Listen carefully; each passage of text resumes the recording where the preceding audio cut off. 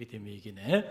우리 호산나 성가대 아주 은혜로운 성가 감사를 드립니다. 우리 지휘자님이 제주도 찬양 선교를 떠나서 오늘 우리 이간호 장로님께서 이렇게 지휘를 해주셨는데 또 남다른 은혜가 우리 가운데 있는 것 같습니다. 믿음으로 승리하는 우리 갈릴리교회 모든 성도들 되시길 간절히 바랍니다. 날씨가 많이 춥죠. 한 주간 보니까 정말 살을 내는 듯한 그런 강추위가 한 주간 우리 가운데 있었던 것 같아요. 그런데 여러분 한번 생각해 보세요. 아무리 한파가 몰려오고요, 아무리 혹독한 추위가 몰려와도요, 봄날은 옵니다. 할렐루야. 여러분 믿습니까? 네, 우리 인생도 마찬가지예요. 우리 인생도 정말 감당할 수 없는 한파와 감당할 수 없는 인생의 혹독한 추위 때문에 정말 내일이 없을 것처럼 느껴지지만 그러나 반드시 봄날은 옵니다. 우리 인생에도 봄날은 옵니다. 할렐루야. 여러분들이 이 믿음을 가지고 오늘 이 추위를 극복하고 또 우리 가운데 주어진 삶의 난간을 극복해 나가는 그런 하나님의 사람들이 다 되시길 바랍니다. 그런 의미에서 우리 옆에 있는 성도들 보면서 고백하며 인사 나누는데 이렇게 인사했으면 좋겠어요. 당신의 인생에도 봄날은 옵니다. 우리 옆 사람 보면서 당신의 인생에도 봄날은 옵니다. 할렐루야. 반드시 옵니다. 반드시 새로운 생명의 역사가 나타나고 새로운 꿈과 희망의 역사가 나타나는 그 봄날은 우리의 삶의 자리 가운데 언제나 어김없이 찾아온다는 사실을 기억하시기를 바랍니다. 지난 주간 아주 오랜만에 예술의 전당에서 지금 열리고 있는 20세기 가장 위대한 예술가로 이렇게 평가받고 있는 알베르토 자코메티의 작품 전시회가 있었는데 그 작품 전시회를 감상하고 이렇게 올 수 있는 그런 기회가 있었습니다. 작품을 이렇게 감상하면서 참 시간 가는 줄 모르겠더라고요.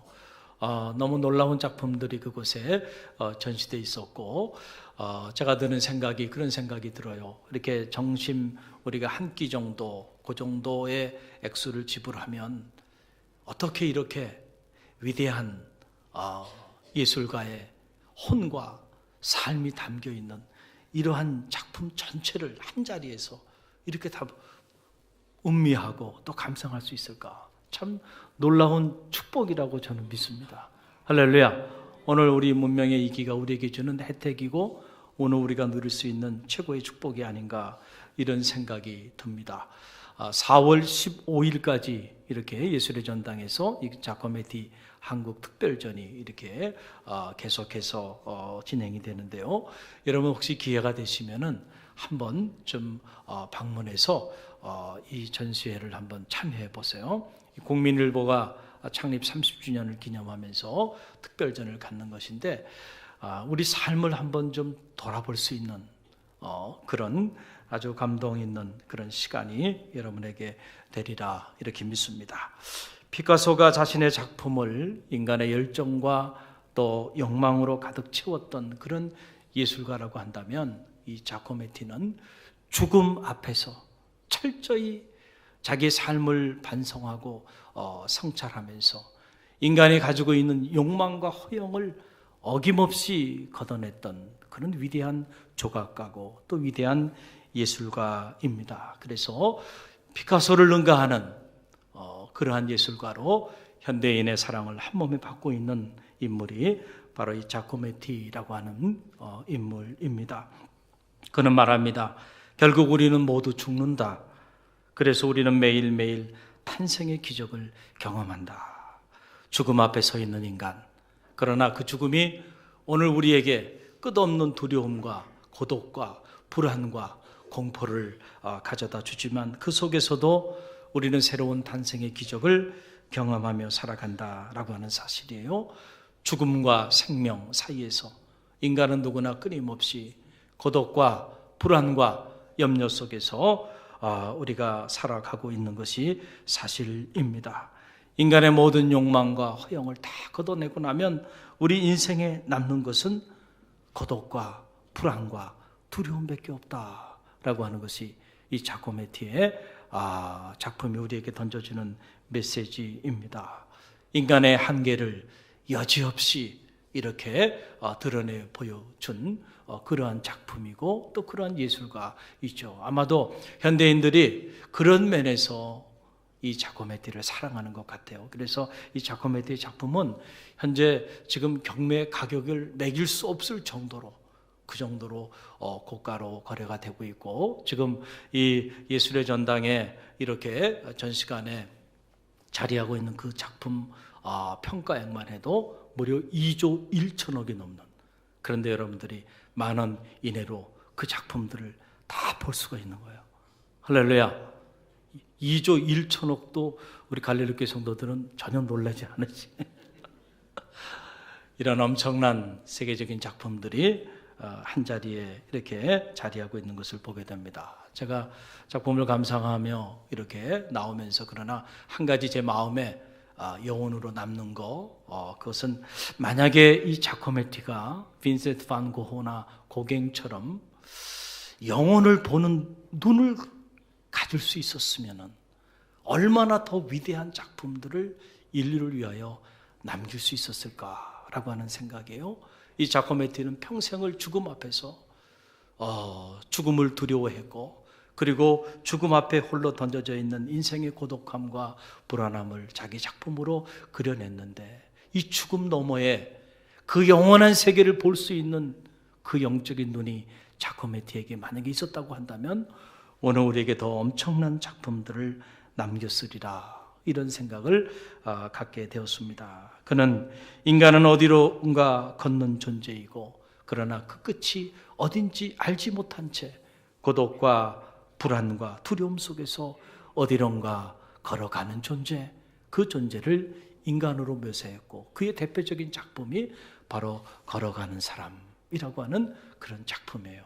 제가 이 작품을 이렇게 묵상하면서 창세기가 떠올랐고, 창세기 특별히 수많은 인물들이 제 머릿속에 스쳐 지나갔는데, 특별히 야곱이라고 하는 그 인물을 생각하게 되었습니다. 오늘 이 창세기의 말씀 속에 보게 되면 우리는 이 창세기의 말씀 안에서도 밀려오는 고독과 불안과 두려움 속에서 앞으로 자신의 삶이 어떻게 펼쳐질지 알 수 없는 자신의 삶의 그 미래를 향해서 걷고 있는 한 사람을 발견하게 됩니다. 그가 바로 야곱이라고 하는 그런 인물입니다. 자신이 그토록 사랑했던 아들 요셉을 잃고 짐승에게 갈기갈기 찢겨진 피투성이가 된 그 채색 옷을 부둥켜 안고 야곱이 얼마나 통곡하며 울고 또 울었습니까? 여러분 한번 생각해 보세요. 자녀를 먼저 보낸 그 부모의 마음을 여러분 경험하지 않고는 아마 누구도 알 수 없을 거예요. 야곱이 그 이후에 야곱의 인생이라는 것은 사는 것이 사는 것 같지 않았을 거예요. 너무너무 사랑했던 아들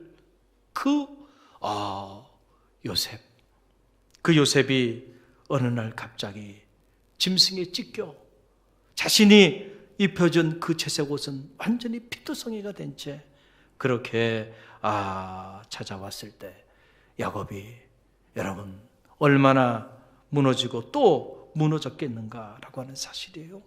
그런데 어느 날 죽은 줄만 알았던 이 요셉이 살았다는 소식을 접하게 된 거예요. 이스라엘에 기근이 들어가지고, 그래서 이 기근을 해결하기 위해서 애굽의 양식을 구하러 아들들이 갔어요. 갔는데 그 양식을 구하러 갔다가 아들들이 돌아와서는 하는 말이 아버지 우리가 죽은 줄만 알았던 요셉이 살아있다는 거예요. 그리고 그냥 살아있는 것이 아니고 애굽의 총리가 돼서 지금 아버지를 보고 싶어 한다는 거예요. 그래서 아버지에게 이 수레를 보냈다는 거예요. 자, 13년의 세월이 흘렀어요. 13년 만에 죽었던 아들이 살았다는 소식을 접하게 된 거예요. 여러분, 야곱이 이 소식을 접하고 그래? 살았어? 정말이야? 그러면 우리 일어나서 가보지. 그리고 벌떡 일어나서 갈 수 있었을까요? 아니죠. 믿을 수가 없었을 거예요. 아니 정말로 내 사랑하는 아들 요셉이 살아있단 말인가? 믿을 수가 없었을 거예요.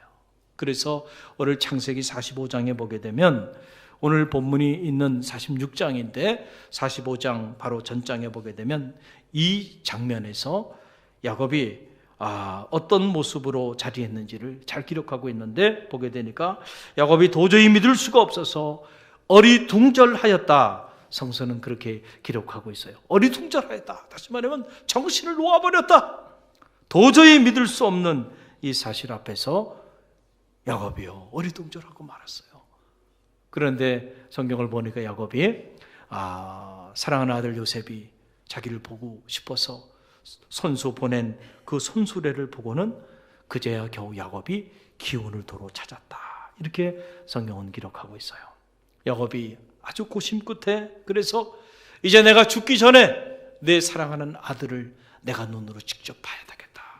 그래서 그가 큰 결심을 합니다. 다른 결심이 아니에요. 모든 가솔들을 거느리고 모든 소유를 다 정리하고 애굽을 향하여 나아가게 되었습니다. 그런데 여러분 한번 생각해 보세요.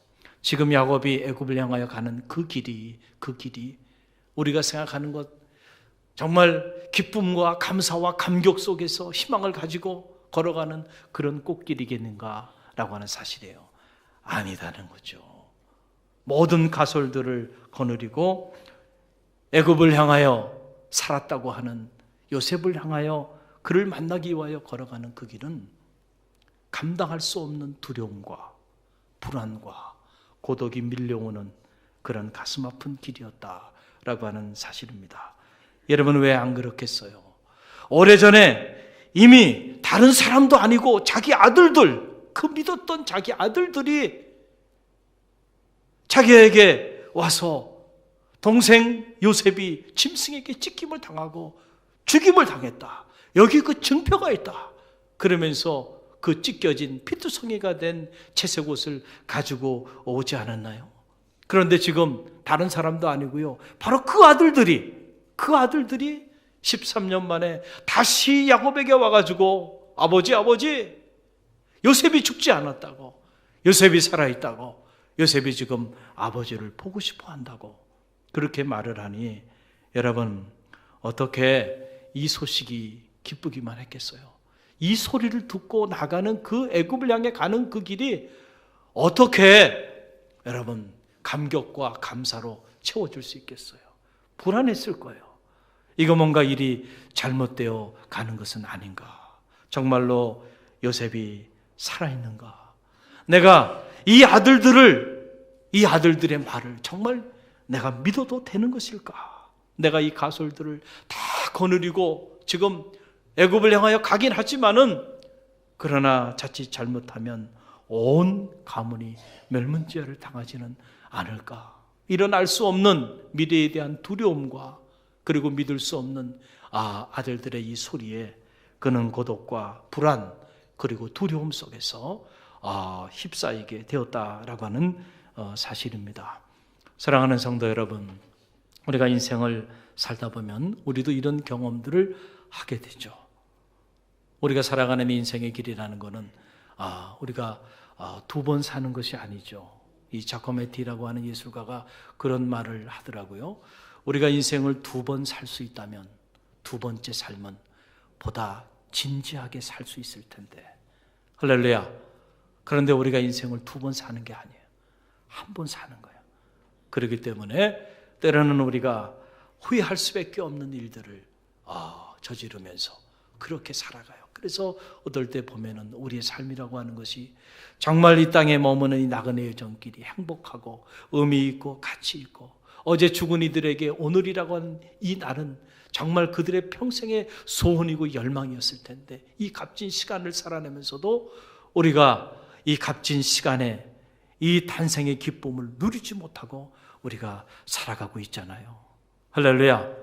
저는 바라기는 여러분에게 주어진 이 짧은 인생의 나그네 이 여정길에서 여러분에게 주어진 이 시간들이 기쁨과 감사와 감격으로 채워지는 축복이 있기를 간절히 바랍니다. 그런데 우리가 경험하듯이 우리의 바람은 그런데 우리의 바람과는 다르게 왜 우리는 우리에게 주어진 이 찬란한 새로운 생명의 시간들을 근심과 걱정과 염려와 불안과 두려움과 고독 속에서, 때로는 좌절과 절망 속에서 우리가 살아가고 있느냐라고 하는 사실이죠. 한치 앞을 내다볼 수 없는 우리의 이 나약한, 우리의 한계 상황 때문에 그렇지 않나요? 우리가 누구를 믿으며 살아갈 수 있나요? 정말 사람을 믿을 수 있나요? 정말 사람을 믿을 수 있다고 한다면 우리는 얼마든지 사람을 의지하며 살아갈 수 있을 것입니다. 그러나 사람도 의지할 수가 없어요. 믿을 수가 없어요. 왜냐하면 그 사람도 한계가 있기 때문에 그렇죠. 나도 나를 못 믿어요. 나도 내 마음대로 내 인생을 내 스스로도 내가 컨트롤하고 내 스스로 내 인생을 만들어 가지도 못하는 존재인데 누가 누구의 인생을 책임질 수 있겠나요? 할렐루야. 그리고 우리가 걸어가는 이 미래의 길은 여전히 불확실하죠. 그래서 불확실성의 시대다. 아무리 수많은 미래학자들을 한자리에 다 모아놓고 미래를 얘기해 보라고 얘기했는데 결론은 그거예요. 미래는 불확실하다는 거예요. 누구도 우리의 인생의 미래를 정확히 알 수가 없어요. 그래서 여전히 우리는 고독하고 불안하고 두려움 속에서 여전히 우리는 우리 인생의 길을 걸어가고 있는 것이에요. 그래서 어떤 사람들은 이런 고독과 불안과 두려움을 극복하기 위하여 술에 자기의 몸을 내어 맡기기도 합니다. 또 어떤 사람들은 이런 불안함과 고독과 두려움을 극복하기 위해서 찰나의 쾌락에 자기의 몸을 던지기도 하고, 또 어떤 사람들은 믿을 수 없는 사람임을 알면서도, 사람이라는 것이 궁극적으로 믿을 수 있는 존재가 아님을 알면서도 사람들에게 자기의 삶을 의탁하면서 그렇게 살아가기도 합니다. 그런 과정에서 우리의 이 밀려오는 고독감과 불안과 두려움은 해결되는 것이 아니고 눈덩이처럼 점점 커져서 여전히 우리의 삶을 근심과 걱정과 염려와 좌절과 절망 속으로 밀어넣고 있는 것이 사실이에요. 어찌 보면 이런 것들이, 이런 실존주의 예술가들이나 철학가들이 말하는 우리의 인생일 수 있어요. 그런데 오늘 우리는 성서를 통해서 그럼에도 불구하고 이런 고독과 불안과 두려움 속에 떨 수밖에 없는 그러한 나약한 인생임에도 불구하고 그런 한계를 넘어서는 인생의 길을 걸어갔던 한 인물을 만나고 있는 거예요. 야곱도 불안할 수밖에 없었고 두려울 수밖에 없었어요. 자기의 삶의 자리 속에서. 그러나 그럴 때에 그가 여러분 무엇을 선택했는가 라고 하는 사실인데요. 오늘 성경을 자세히 들여다보니까 야곱이 애굽을 향하여 나가는데 밀려오는 두려움이 그의 마음에 엄습해 왔어요. 불안했습니다. 그리고 누구도 믿을 수 없었기에 그는 고독했어요. 그 자리에서 그는 하나님을 찾았다는 거예요. 할렐루야. 여기서부터 야곱의 인생길이 완전히 달라지기 시작합니다. 여러분, 성경은 이렇게 기록하고 있어요. 창세기 46장 1절 말씀이 그 말씀인데요. 46장 1절 저와 여러분이 함께 읽어봅니다. 이스라엘이 모든 소유를 이끌고 떠나 브엘세바에 이르러 그의 아버지 이삭의 하나님께 희생 제사를 드리니. 아멘. 지금 야곱이 애굽을 향하여 모든 가설들을 거느리고 나아가고 있는데 불안이 밀려온 거예요. 두려움이 밀려온 거예요. 그때 야곱이 그 마음을 가지고 그냥 애굽을 향해서 달려간 것이 아니고 애굽을 향하여 달려가는 그 길을 멈춰섰습니다. 그리고 브엘세바에 멈춰서서 그때 하나님을 찾았습니다. 하나님 앞에 희생 제사를 드리며 나아갔어요. 그럴 때 놀라운 사실은 하나님이 그 야곱을 외면하지 아니하시고 야곱을 만나주시는 그런 놀라운 장면이 오늘 이 창세기 46장에 기록되어 있습니다. 하나님께서 어떻게 야곱을 찾아오셔서 야곱을 만나 주셨나요? 오늘 창세기 46장 2절로 4절 말씀이 그 말씀인데요. 2절로 4절 함께 읽어봅니다. 그 밤에 하나님이 이상 중에 이스라엘에게 나타나 이르시되 야곱아 야곱아 하는지라. 야곱이 이르되 내가 여기 있나이다 하며 하나님이 이르시되 나는 하나님이라 내 아버지의 하나님이니 애굽으로 내려가기를 두려워하지 말라. 내가 거기서 너로 큰 민족을 이루게 하리라. 내가 너와 함께 애굽으로 내려가겠고 반드시 너를 인도하여 다시 올라올 것이며 요셉이 그의 손으로 내 눈을 감기리라 하셨다. 아멘. 할렐루야. 여러분, 하나님은 당신을 찾는 자들을 결코 외면하지 않는 분이심을 믿으시길 바랍니다. 너희가 전심으로 나를 찾고 찾으면 나를 만나리라 말씀하여 주셨어요. 누가 하나님을 만나는 능력이 있는 그리스도인의 삶을 사나요? 하나님을 찾고 또 찾는 이들입니다. 그럴 때 하나님을 만나게 되는 역사가 나타나게 될 줄로 믿습니다. 야곱이 밀려오는 불안감, 밀려오는 고독과 이 두려움 속에서 가던 길을 멈춰서서 하나님을 찾았어요. 그리고 하나님 앞에 희생제사를 드리며 하나님 앞에 나가는 거예요. 그럴 때 하나님께서 그를 찾아와 주셨어요. 그리고 말씀으로 만나 주셨어요. 이상 중에 하나님께서 말씀으로 야곱에게 찾아오셔서 해주신 말씀이 바로 뭐예요? 나는 하나님이라. 나는 내 아버지의 하나님이니 애굽으로 내려가기를 두려워하지 말라. 할렐루야. 지금 하나님께서 정확하게 야곱의 마음을 알았어요. 애굽으로 내려가고 있기도 하지만 그 도상에서 야곱이 얼마나 두려워하고 불안해 했는지를 하나님이 알았어요. 너 두려워하지 마. 더 이상 불안해하지 마. 라고 하는 말씀이에요. 그러면서 내가 거기서 내가 너로 큰 민족을 이루게 할 것이다. 할렐루야. 그러면서 하나님께서 해주신 말씀이 내가 너와 함께 애굽으로 내려가겠고 반드시 너를 인도하여 다시 올라올 것이며 요셉이 그의 손으로 내 눈을 감기리라 하셨더라. 할렐루야.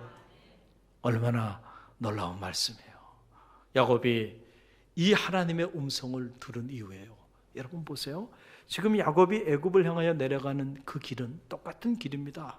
갑자기 길이 무슨 소로길이 대로가 되고 이런 비포장도로가 포장도로로 바뀌고 무슨 그런 게 아니에요. 똑같은 길이에요. 그런데 하나님을 만나고 하나님의 음성을 듣고 나아가는 애굽을 향하여 가는 그 길은 이제는 더 이상 고독한 길도 아니고 불안한 길도 아니고 더 이상 두려움 속에 떠는 길이 아니었다라고 하는 사실이에요. 왜 그럴까요? 이제 그 길은 홀로 가는 길이 아니에요. 누구와 함께 하는 길이에요?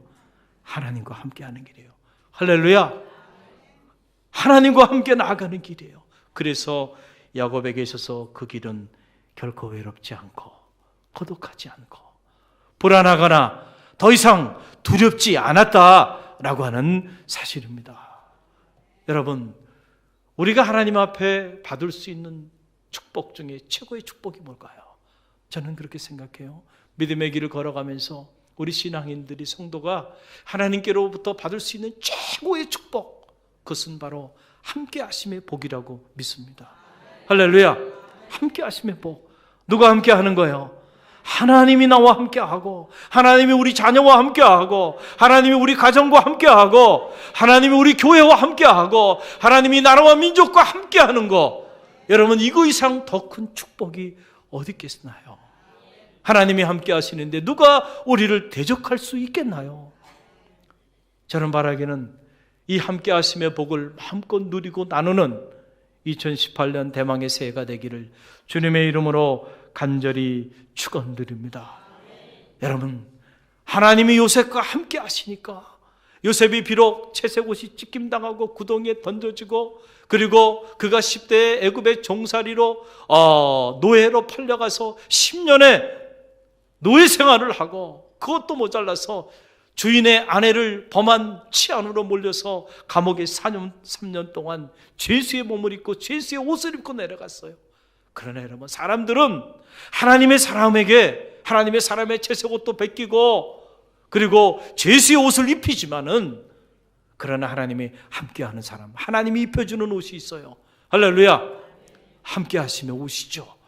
그 성경을 보게 되니까 하나님이 요셉과 함께하니 그가 행하는 모든 일들이 형통하였더라. 할렐루야.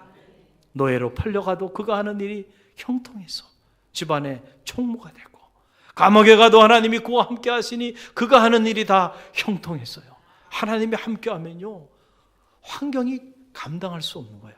사람이 감당할 수 없고 세상이 감당할 수 없는 역사가 나타나게 된다는 사실을 믿으시길 바랍니다. 여러분, 형통이라는 것은 아나그라고 하는 말인데요, 히브리어로.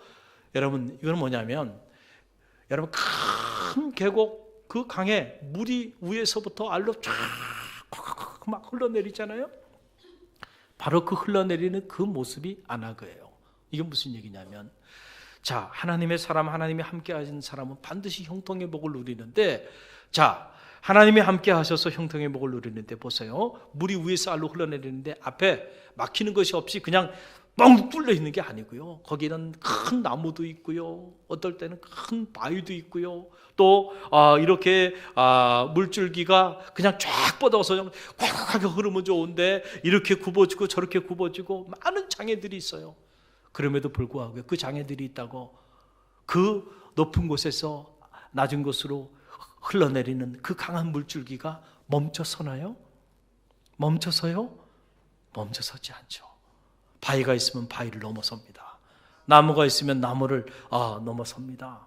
또 굽어 있으면 굽은 곳을 돌아서 흘러내립니다. 할렐루야. 이게 형통이에요. 하나님의 사람, 그가 가는 길 앞에는 때로는 그의 채색 옷을 벗기기 위해 달려드는 사람들도 있고요, 우리를 죄수로 모함하고 감옥에까지 집어넣는 이런 못된 사람들도 얼마든지 있어요. 그러나 그런다고 해서 여러분, 결코 무너지지 않는다는 거예요. 할렐루야. 하나님이 함께하는 사람은 누가 책임져요? 하나님이 함께하세요. 하나님이 책임져 주세요. 올 한 해 이 형통의 복을 누리는 은혜가 있기를 간절히 바랍니다.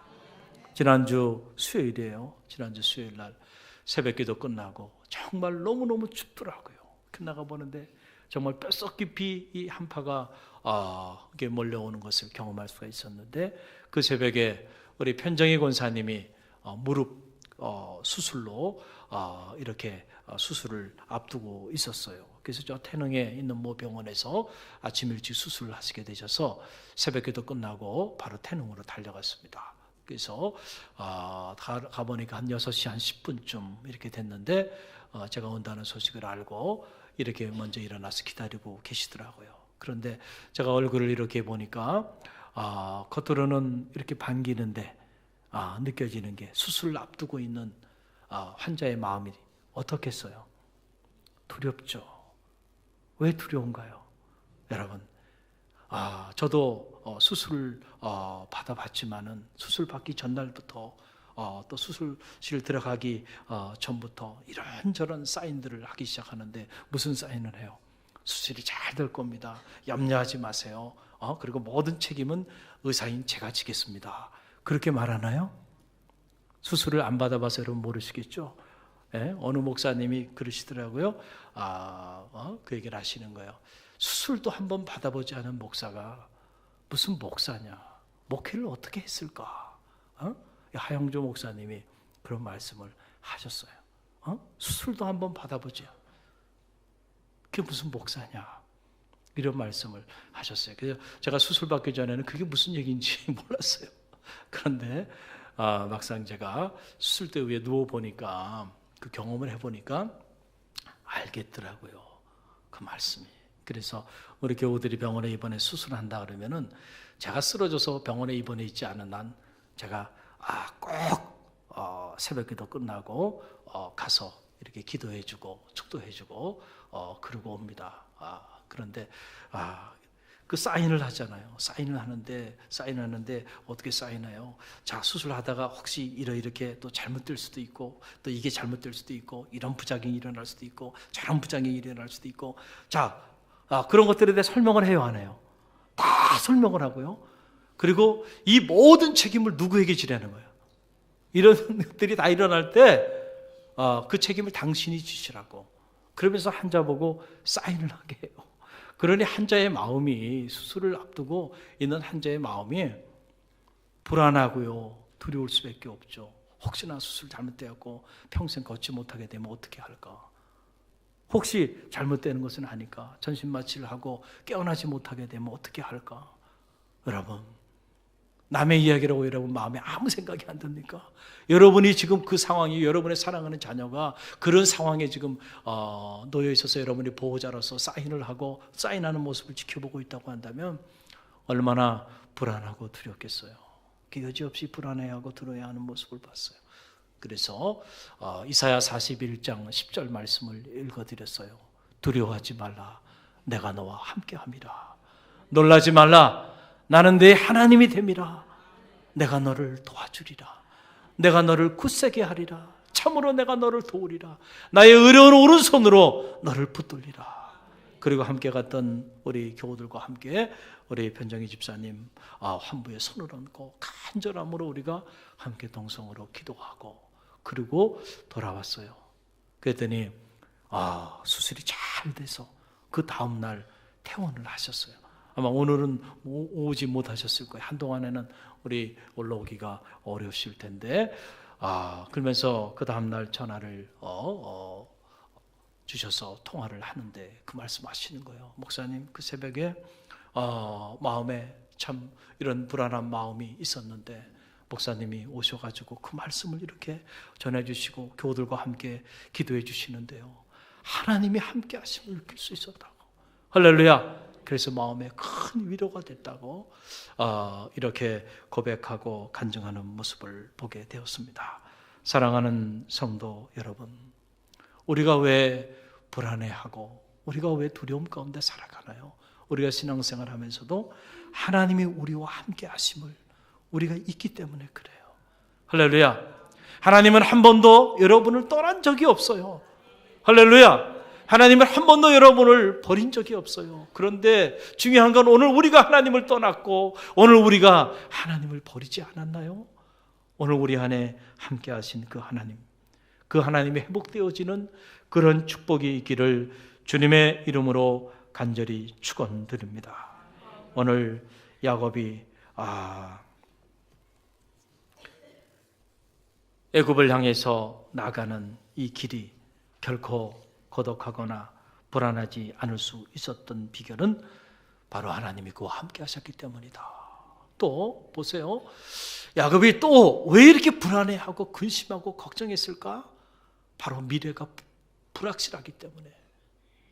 이 끝이 애굽으로 가고 있긴 한데 과연 이 애굽으로 가는 이 길이 과연 어떤 일이 일어날지 알지 못하기 때문에 우리가 살면서 불안해하고 두려워하고 근심하고 걱정하고 염려하는 것들의 대부분은 이 미래와 관계가 있어요. 우리 자녀들의 앞길이 어떻게 될까? 오늘 내가 사업을 추진하고 있는데 과연 이 사업이 어떻게 될까? 오늘 우리 가정이 또 내가 건강검진을 받았는데 이 결과는 어떻게 될까? 내 몸은 건강할까? 이런저런 인간관계의 문제도 과연 이것이 잘 풀릴까? 이 나라와 민족이 지금 평화 가운데 공존하고 있는데 과연 전쟁이 일어나지 않을까? 알 수 없는 그런 미래에 대한 그 불확실한 미래 때문에 우리는 오늘도 여전히 두려워하고 불안해하면서 하루하루의 시간을 채워가고 있는 것을 보게 돼요. 그런데 여러분, 그런 야곱에게 하나님이 주신 말씀, 하나님이 어떻게 말씀하신 거예요? 두려워하지 말라 하시면서 바로 그곳에서 큰 민족을 이루는 놀라운 일을 행할 것이고 그리고 내가 너와 함께 내려간다 말씀하시면서 야곱의 인생의 미래를 보증하여 주셨다, 확증하여 주셨다라고 하는 사실이에요. 할렐루야. 우리는 야곱처럼 하나님의 사람들이에요. 하나님의 사람은 하나님이 함께하는 사람이고 하나님의 사람은 하나님이 우리의 인생의 길에 앞서 가셔서 미리 예비하시고 여호와 이래로 가장 선한 길로 인도하여 주신다는 사실을 기억하시기 바랍니다. 오늘 이 하나님을 믿는 것이 오늘 믿음이 아닌가요? 이 믿음이 여러분 가운데 있길 바랍니다. 사랑하는 성도 여러분, 2018년 대망의 새해 문이 열려서 벌써 1월 한 달이 다 지나가고 있습니다. 올 한 해 새로운 인생의 여정길을 걸어가면서 혹시라도 여러분이 이런저런 삶의 문제로 인해서 이 새해 벽두에 벌써부터 여러분의 삶에 불안과 두려움과 또 공포가 또 근심과 걱정과 염려가 여러분 가운데 자리하고 있다고 한다면 오늘 야곱과 함께 하시는 하나님을 붙잡으십시오. 할렐루야. 그리고 야곱의 그 인생의 여정길을 보증하여 주시는 그 하나님을 신뢰하십시오. 그리고 그 하나님으로 인해 넉넉히 승리하는 그런 축복의 한 해가 되기를 주님의 이름으로 간절히 축원드립니다. 기도합니다.